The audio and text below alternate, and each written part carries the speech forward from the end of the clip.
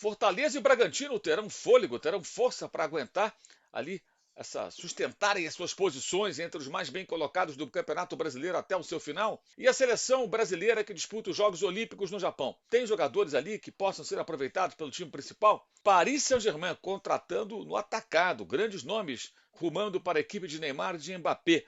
Afinal de contas, é possível reunir esse pessoal todo, grandes nomes, num time só? Como fazê-lo? São os temas do nosso papo de hoje. Vá até o final do vídeo. Vamos nessa!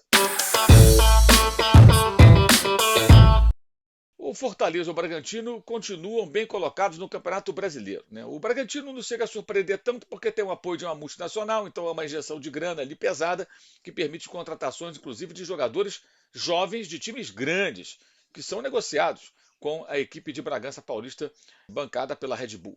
Mas é uma campanha realmente que chama atenção. E o Fortaleza mais ainda, porque luta com receitas muito inferiores à da maioria dos participantes da Série A, enfrenta uma logística muito mais complicada, porque o time está situado no Nordeste do país e a maioria das equipes que disputam a primeira divisão ficam na parte de baixo do mapa brasileiro, mais para o sul, sudeste. Então são viagens constantes que os times nordestinos têm que fazer em quantidade maior do que os do sul, sudeste do Brasil.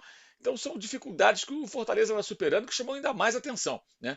Porque tem que driblar muitos obstáculos o time cearense. Agora, para sustentar essas posições até o final do campeonato, vai ser preciso muita superação, porque o campeonato vai chegando aí mais ou menos a um terço das rodadas, só que justamente daí para frente começa a ficar mais difícil, por conta de lesões, suspensões, esse desgaste que eu falei da logística que afeta, no caso, a Fortaleza, o Bragantino não, nem tanto, para conseguir suportar o enfrentamento contra equipes que são equipes com clubes com mais dinheiro, contratam mais jogadores, têm elencos mais fartos.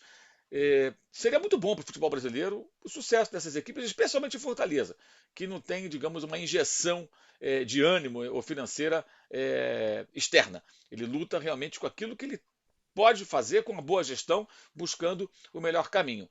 Mas a parte mais difícil ainda vai acontecer. É daqui para frente. A gente tem que lembrar, por exemplo, não que isso vá acontecer com essas equipes, não acredito, mas nessa altura do campeonato, no ano passado, nas primeiras rodadas, o Vasco chegou a figurar entre os mais bem colocados. O Internacional, quando foi rebaixado em 2016, chegou a brigar ali pela liderança até mais ou menos um terço do campeonato, um pouco mais. De repente despencou na segunda metade e foi para a segunda divisão, algo que nunca tinha acontecido. Repito, não estou aqui dizendo que isso vai acontecer com esses times. Nenhum dos dois dá o menor sinal de que vai passar por esse tipo de sufoco. Mas também não será fácil sustentar as posições nobres que ocupam hoje na tabela de classificação. Vejamos como vai ser adiante, mas ainda tem uma longa caminhada e mais da metade, bem mais, ainda terá que ser percorrida. Quando joga uma seleção olímpica, as pessoas perguntam quem desse time pode ser aproveitado no time principal. Ao contrário do que acontecia no passado, quando o time olímpico era formado por jovens que buscavam ainda um lugar ao sol, buscavam ainda se destacar e chegar a um selecionado principal, hoje em dia não. O time olímpico tem o Daniel Alves, gente. Tem o Bruno Guimarães, que joga no Lyon. Tem o Claudinho, o destaque do Red Bull Bragantino, que não é nem um jogador tão novidade assim, já rodou por outras equipes. Tem jogadores que atuam na Inglaterra, jogadores que atuam na Europa em outros países. Queria levar o Pedro, inclusive o técnico André Jardine, que custou 14 milhões de euros ao Flamengo quando voltou da Europa, já passou na Europa e voltou.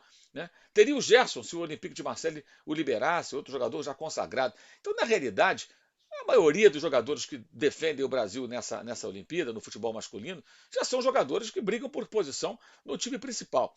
Seria até mais interessante para não desfalcar os clubes, não criar tanta celeuma, que jogadores mais jovens, ainda buscando espaço, representassem o país nessa competição. Uma competição que o Brasil já conquistou, tinha essa quase obsessão, mas ganhou a medalha de ouro em 2016 no Rio de Janeiro, e que, convenhamos, não é a competição mais importante, poderia ser utilizada muito mais como um laboratório. Mas muitos jogadores que ali estão são jogadores que já brigam por espaço maior. Né? Então são vários que poderiam, que poderão eventualmente jogar na seleção principal. Da mesma maneira que muitos que são eventualmente convocados não parecem ter qualidade ou não vivem um momento que justifique a convocação pelo técnico Tite da seleção brasileira principal, que joga as eliminatórias a partir de setembro, voltando a campo. Sérgio Ramos, Wijnaldum, Hakimi, bem, são várias contratações, né? Comenta-se que o Pogba também poderá vestir a camisa do Paris Saint-Germain. Alguns torcedores não querem, não gostam muito do Pogba por conta das declarações que ele deu no passado, que simpatizava com o Olympique de Marseille, que é um rival. Bem, não importa. O PSG está contratando e está no mercado. Depois de não conseguir repetir o feito da temporada anterior, quando decidiu a Liga dos Campeões, dessa vez ficou pelo caminho, e além disso, né, sequer conquistou o título francês, perdendo para o Lille, com um investimento muito menor, era o quarto, quinto investimento do campeonato, o Lille foi campeão francês, o time que é bancado pelo Qatar resolveu abrir ainda mais os seus robustos cofres. São muitos jogadores importantes e alguns de forte personalidade. O caso específico do Sérgio Ramos. Por exemplo, o relacionamento dele com o Neymar. Como é que vai ser? Em momentos de dificuldade, o comportamento do Neymar, a bola passa muito por ele, o Neymar é meio dono do time, é o que bate pênalti e tal. E o Sérgio Ramos tem muita liderança. Era assim no Real Madrid, não dá para imaginá-lo como um coadjuvante caladinho, quietinho num canto em um novo clube.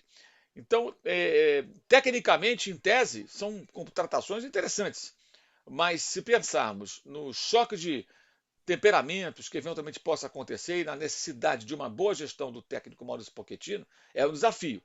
Né? Se fosse tão simples assim, com dinheiro, qualquer clube contrataria os melhores jogadores e formaria um time imbatível. Mas o futebol tem que combinar o talento com um trabalho em equipe bem encaminhado. Eu acho que é um desafio tremendo. Tecnicamente, não dá para ficar questionando a qualidade dos atletas contratados, alguns deles, como eu falei, o Hinaldo, o Sérgio Ramos, muito experientes, já foram campeões europeus pelos seus ex-clubes. O Hakimi acabou custando muito caro, mas também é um jogador que já tem aí uma passagem por duas, três equipes fazendo sucesso, né, agradando. Então o PSG vai buscando jogadores que podem melhorar o seu nível, o nível do seu elenco. A zaga, por exemplo, acho que faltava um bom companheiro para o Marquinhos. Agora com o Sérgio Ramos, os dois podem formar uma zaga muito forte. O Hinaldo é um jogador, acho que mais capaz que a maioria dos meio-campistas que vinham ali disputando espaço no time de Paris. E o Hakimi pode ser o dono também da lateral, dependendo do sistema tático que for utilizado, pode ser o jogador mais adequado. Mas realmente é um desafio, porque com a chegada de mais gente, imagina se chega o Pogba, aí você tem realmente vários perfis, temperamentos diferentes de jogadores acostumados ao estrelato. E conciliar tudo isso não costuma ser fácil. Não significa que não vai dar certo. Mas para fazer funcionar, é preciso um trabalho muito bem feito. Qual?